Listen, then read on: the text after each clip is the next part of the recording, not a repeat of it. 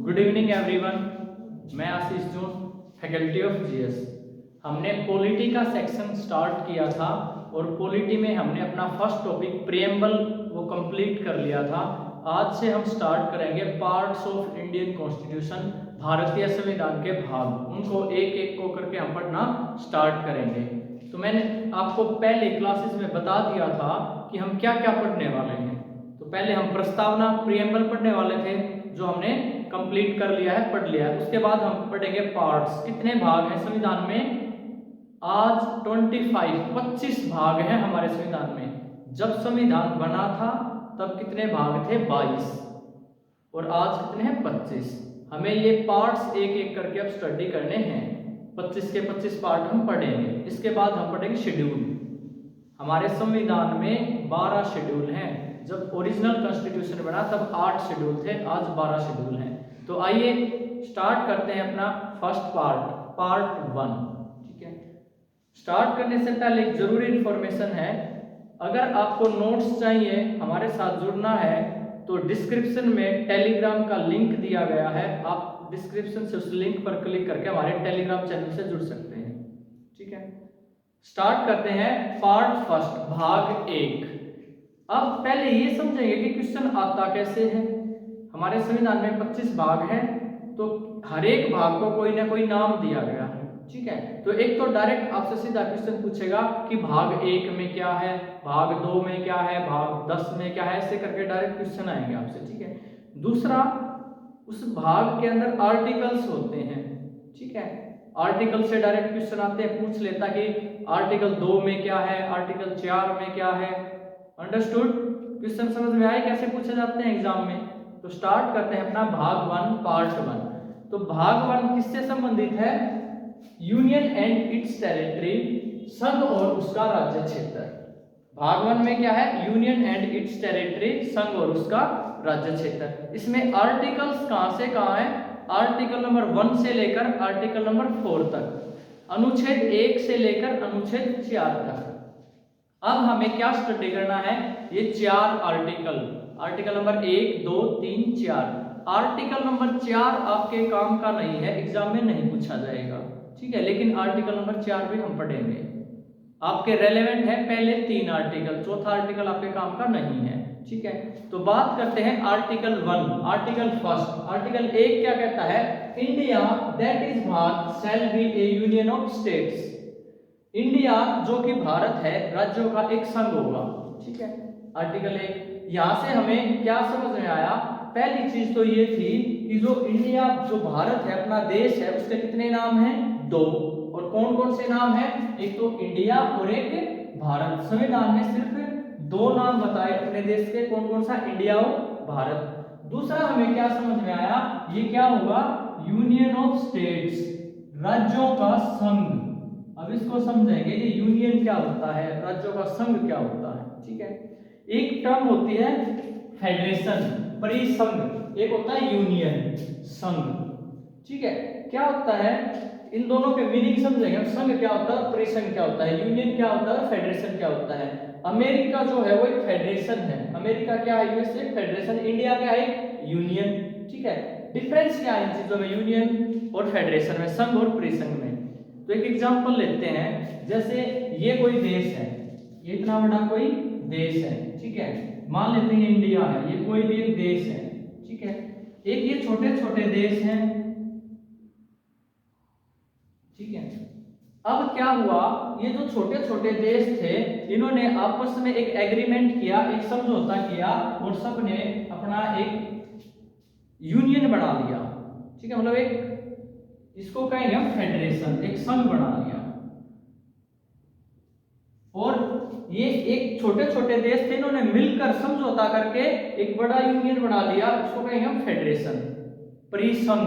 ठीक है, अब जैसे ये कोई एक बड़ा देश है, इस देश ने अपने देश का एडमिनिस्ट्रेशन अच्छे से चलाने के लिए इसको छोटे छोटे टुकड़ों में, छोटे छोटे स्टेट्स में बांट दिया। ठीक है, इसको कहेंगे हम यूनियन, संघ। डिफरेंस आया समझ में? डिफरेंस ये था कि फेडरेशन राज्यों से बनता है, मतलब राज्यों से फेडरेशन बनता है, स्टेट से फेडरेशन बनता है। और यूनियन में क्या है? यूनियन से राज्य बनते हैं।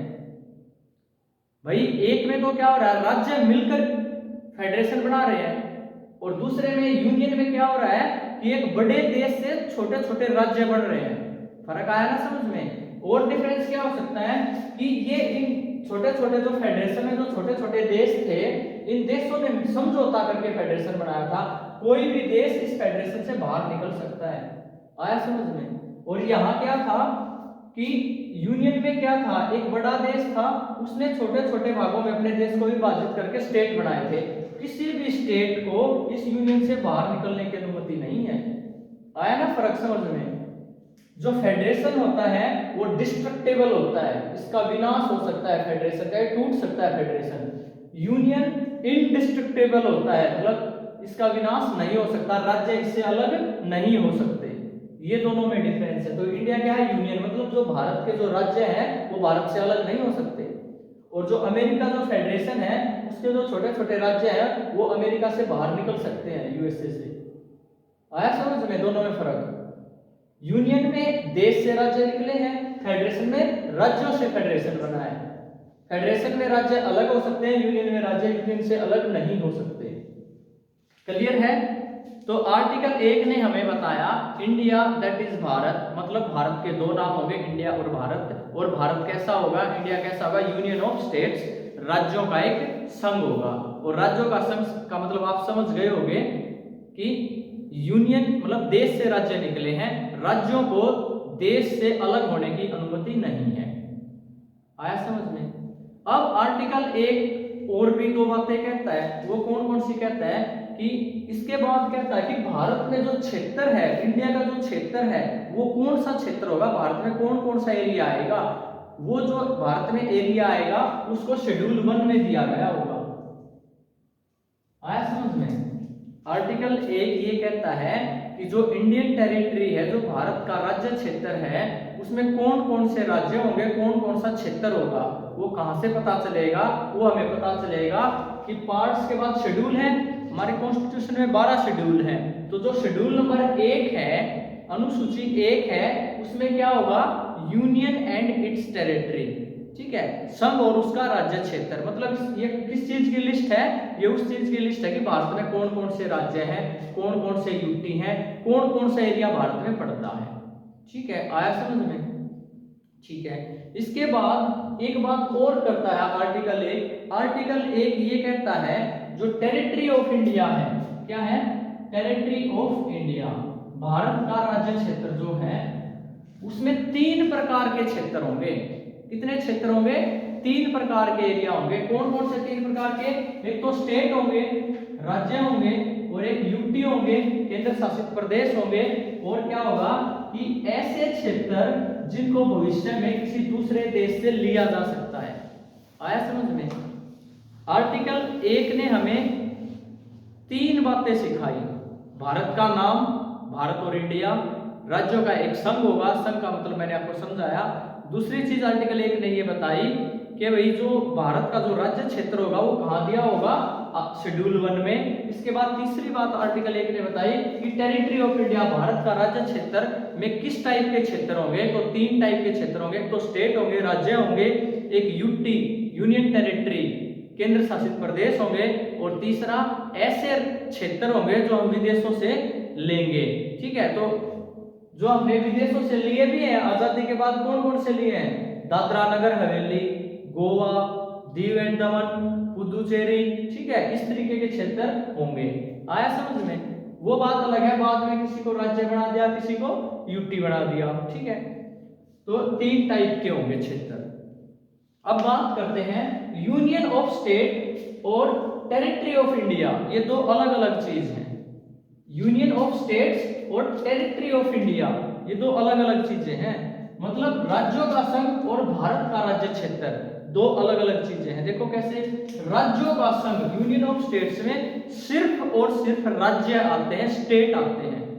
आया समझ में। यूनियन ऑफ स्टेट्स में क्या होगा, सिर्फ और सिर्फ स्टेट्स आएंगे, यूनियन टेरिटरी और अर्जित क्षेत्र मतलब विदेशों से लिए गए क्षेत्र नहीं आएंगे।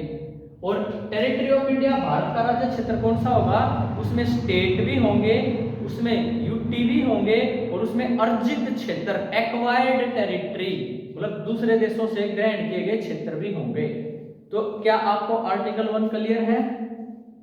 ठीक है, अब चलते हैं आर्टिकल 2 पर। आर्टिकल 2, आर्टिकल 2 क्या कहता है? एडमिशन और एस्टेब्लिशमेंट ऑफ स्टेट्स, राज्यों का प्रवेश व स्थापना। मतलब आर्टिकल 2 ये कहता है कि नए राज्यों को हम भारत में मिला भी सकते हैं और उनको यूनियन संघ के अंदर भी ला सकते हैं।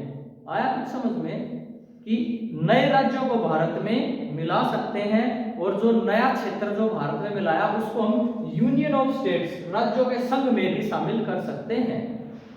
आया समझ में? देखो एक और तरीके से समझाने की कोशिश करता हूं। जो भारत का क्षेत्र है, जो भारत का क्षेत्र वो 3 तरीके का है, या तो स्टेट होगा, या यूटी होगा, या अर्जित क्षेत्र होगा, है ना। और जो यूनियन ऑफ स्टेट है वो सिर्फ और सिर्फ उसमें राज्य आते हैं। और आर्टिकल 2 क्या कहता है कि राज्यों का प्रवेश व स्थापना, मतलब क्षेत्र अर्जित किए जा सकते हैं दूसरे देशों से, और क्षेत्र अर्जित किए जा सकते हैं दूसरे देशों से, फिर उनको संघ में भी शामिल किया जा सकता है। दूसरे देश से राज्य लेने का मतलब है कि टेरिटरी ऑफ इंडिया में वो चीज शामिल होगी, भारत के राज्य क्षेत्र में वो क्षेत्र शामिल होगा। लेकिन इसका ये मतलब नहीं था कि अब वो यूनियन ऑफ स्टेट्स, संघ में भी शामिल होगा। संघ में तो सिर्फ राज्य होंगे, आया ना समझ में? तो उसको हम बाद में संघ में भी शामिल कर सकते हैं। आर्टिकल 2 ये कहता है कि क्षेत्र अर्जित कर सकते हैं, मतलब दूसरे देशों से टेरिटरी हम ले सकते हैं, और टेरिटरी लेंगे तो भारत की टेरिटरी का हिस्सा होगा, कहाँ आएगा? टेरिटरी ऑफ इंडिया में। फिर वो टेरिटरी ऑफ इंडिया में कहाँ आएगा? अर्जित क्षेत्र में। ठीक है, अब वो अर्जित कर लिया क्षेत्र, अब उस क्षेत्र को हम यूनियन ऑफ स्टेट्स, राज्यों के संघ में भी शामिल कर सकते हैं, मतलब उसका हम स्टेट भी बना सकते हैं। आया समझ में? आर्टिकल 2। आर्टिकल 2 का एक एग्जांपल है 35वां संविधान संशोधन 1974। हमने क्या किया? 35वें संविधान संशोधन 1974 से सिक्किम को भारत में मिलाया। सिक्किम को भारत में मिलाया, इसका मतलब क्या हुआ? सिक्किम को टेरिटरी ऑफ इंडिया में शामिल किया। और टेरिटरी ऑफ इंडिया में शामिल हुआ तो किसमें शामिल हुआ होगा? स्टेट में, यूटी में, या अर्जित क्षेत्र में? तो कहाँ होगा? एक्वायर्ड टेरिटरी में, अर्जित क्षेत्र में। पहली बात आई समझ में? इसके बाद अगले ही साल क्या होता है? 36वां संविधान संशोधन होता है 1975 में। इससे हमने क्या किया? सिक्किम को एक स्टेट बना दिया, सिक्किम को एक राज्य बना दिया। जैसे ही सिक्किम को हमने एक राज्य बनाया तो टेरिटरी ऑफ इंडिया में उसकी जगह कहाँ होगी? स्टेट में, और उसको हम कहाँ ले आए? यूनियन ऑफ स्टेट्स में। आया समझ में? पहले सिक्किम को हमने अपने अंदर मिलाया, कौन से संविधान संशोधन से? 35वें संविधान संशोधन 1974 से सिक्किम को हमने भारत में मिलाया, और भारत में मिलाते ही वो क्या होगा? टेरिटरी ऑफ इंडिया का हिस्सा बन गया। और टेरिटरी ऑफ इंडिया में कहाँ गिना जाएगा? अर्जित क्षेत्र में, एक्वायर्ड टेरिटरी में। ठीक है, अगले ही साल हमने क्या किया? 36वां संविधान संशोधन किया 1975 में, और सिक्किम को एक राज्य, स्टेट का दर्जा दे दिया, और भारत यूनियन ऑफ स्टेट्स और राज्यों के संघ में उसको शामिल कर लिया। अंडरस्टूड? सिक्किम भारत में मिलने से पहले वहां किसका शासन था? चोग्याल वंश के राजाओं का शासन था। सिक्किम पर किसका शासन था? चोग्याल वंश के राजाओं का। बहुत बार पेपर में पूछा जाता है कि भारत में मिलाने से पहले सिक्किम पर किसका शासन था? तो चोग्याल वंश के राजाओं का शासन था। चोग्याल डायनेस्टी वहां पर शासन करती थी। अंडरस्टूड? Article 2 clear?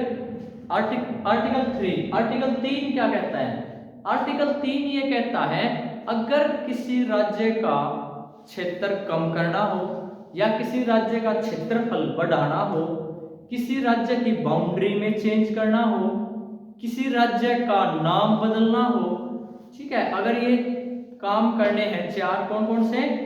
राज्य का नाम बदलना हो, राज्य की बाउंड्री सीमा बदलनी हो, राज्य का क्षेत्रफल घटाना या राज्य का क्षेत्रफल बढ़ाना हो, और इनसे अलग किन्हीं दो राज्यों को मिलाकर एक राज्य बनाना हो, किसी एक राज्य से दो राज्य बनाने हो, या 2 या 3 राज्यों में से थोड़ा थोड़ा हिस्सा लेकर के कोई नया राज्य बनाना हो, मतलब फॉर्मेशन ऑफ न्यू स्टेट्स, नए राज्य का निर्माण करना हो। कौन कौन से काम हो गया आर्टिकल 3 में? राज्य का नाम बदलना, राज्य की बाउंड्री बदलनी, राज्य का क्षेत्रफल कम करना, राज्य का क्षेत्रफल ज्यादा करना, और नए राज्यों का निर्माण करना। ठीक है, अगर ये काम करने होंगे तो कौन करेगा? पार्लियामेंट ऑफ इंडिया, भारत की संसद। ये जो 5 काम है ये कौन करेगा?